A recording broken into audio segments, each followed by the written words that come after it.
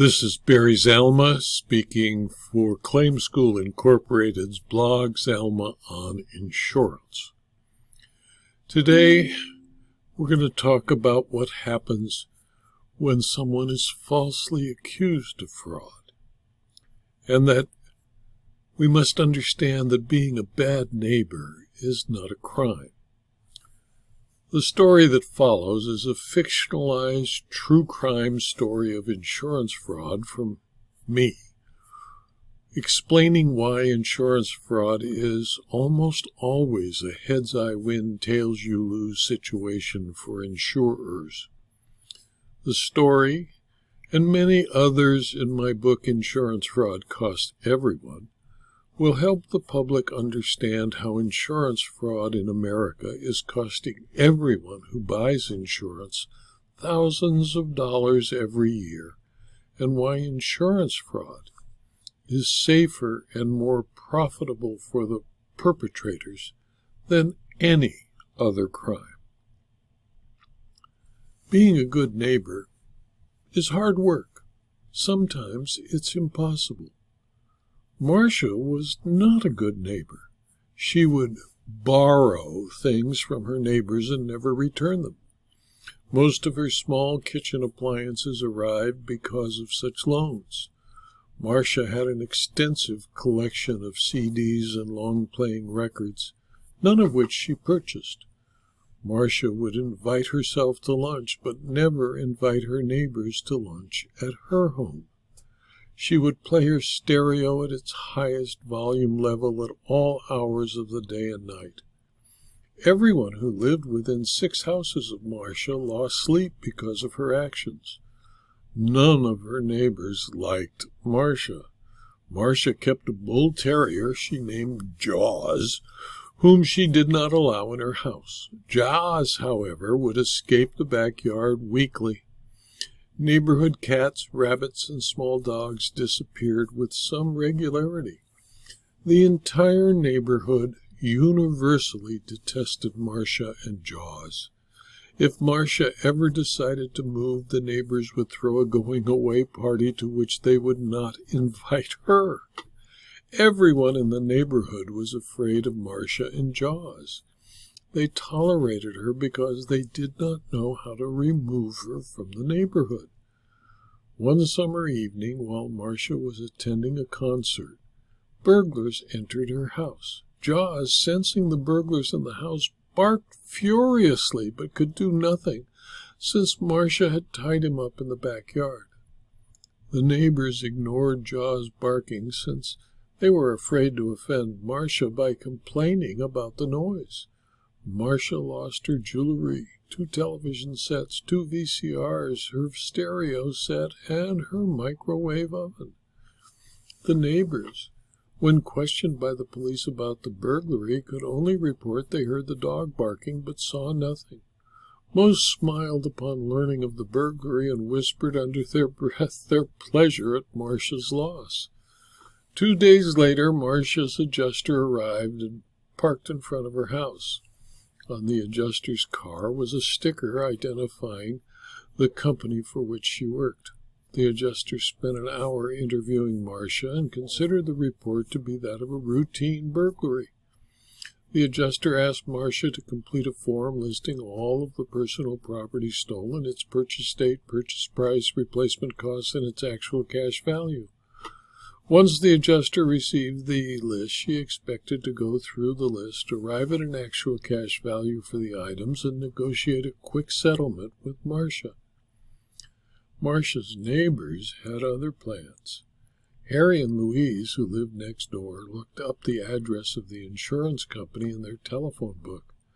They then sat at an old Underwood manual typewriter and wrote a letter to the insurance company that said, quote, "We are neighbors of Marsha, the person you insure. We know she reported a burglary at her house to the police and is making claim for losses due to that burglary. The claim is a fraud. Marsha's house was not burglarized. She did not have the items she is claiming stolen. If you need further detail, please call us at 555-5555. They then signed their names.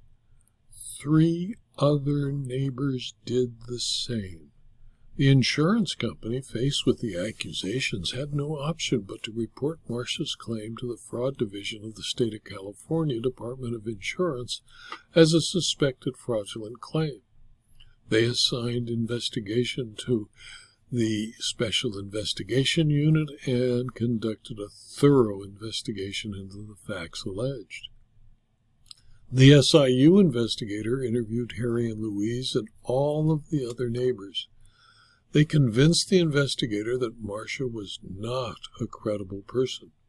The investigator believed Marsha was a despicable person, which I guess she really was. She just didn't fake a burglary. The investigator knew that Marsha was the one who the 3 neighbors had spoken of as a fraud. The insurance company, faced with the potential fraud, retained the services of a lawyer to examine Marsha under oath and confront her with the accusations of fraud. The Fraud Division, faced with compelling evidence of the statements of the neighbors, started its own investigation and presented the case to the district attorney for prosecution. Marsha, despicable but totally innocent and the victim of a crime, was dumbfounded. Her insurance company would not pay her claim and insisted on interrogating her endlessly in front of a court reporter. She could not understand the reasons for the interrogation. She explained to the lawyer for the insurance company why her claim was valid. Marsha faced the lawyer for the insurance company with her sworn testimony that her claim was legitimate. He also had available the reasonable and unsworn testimony of the 3 neighbors. There seemed to be compelling evidence the claim was a fraud, and equally compelling evidence it was a valid burglary claim. The lawyer, the SIU investigator, and a court reporter went back to the home of Harry and Louise. They asked Harry and Louise to give testimony under oath to establish the fraud they had reported. Harry and Louise agreed to the sworn testimony and were ready to continue with their false accusations till the lawyer for the insurance company explained to them the penalties of perjury. Harry and Louise, faced with a potential 5 years in jail, decided that although Marsha deserved punishment for her lack of neighborliness, to have her punished was not worth going to prison. They told the truth. They explained to the lawyer why they had told the SIU investigator that they believed Marsha had committed fraud.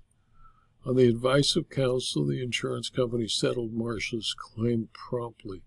The Fraud Division was advised of the false report. Harry and Louise, fortunately for them, were not punished. No one told Marsha why it took so long to resolve her claim. If the insurance company and its lawyers took Harry and Louise's statement at face value and denied Marsha's claim, the insurer would have faced a lawsuit from Marsha for falsely accusing her of the fraud. So would Harry and Louise and the other neighbors. The law of California and several other states now require that insurers have special fraud investigation units. The law requires those specially trained investigators investigate claims of fraud to protect the insurer and the public from the crime of insurance fraud. The SIU investigators, however, must always remember that they are also claims people whose duty it is to pay all legitimate claims and to investigate the basis for any denial thoroughly. It was this thorough investigation, including the examination under oath of Marsha and the attempted sworn statement of the neighbors, that saved Marsha from a possible criminal prosecution and the insurer from a bad faith lawsuit.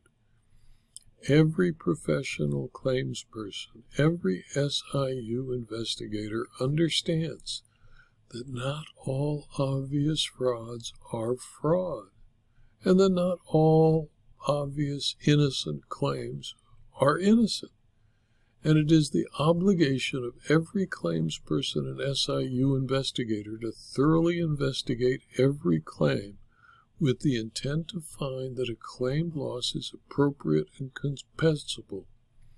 If fraud is proved by a thorough investigation, then the claim should be denied and the person making the claim should face the ire of the local prosecutor or the U.S. attorney. This video was adapted from my book, Insurance Fraud Costs Everyone, and is available free to anyone who clicks on the URL zelma.com/blog. It's also free on YouTube and on rumble.com, where you can subscribe to the videos and receive every video and every blog posting, usually 5 a week, sometimes more. And you might also wish to consider subscribing to my locals community and my Substack publications. Thank you for your attention.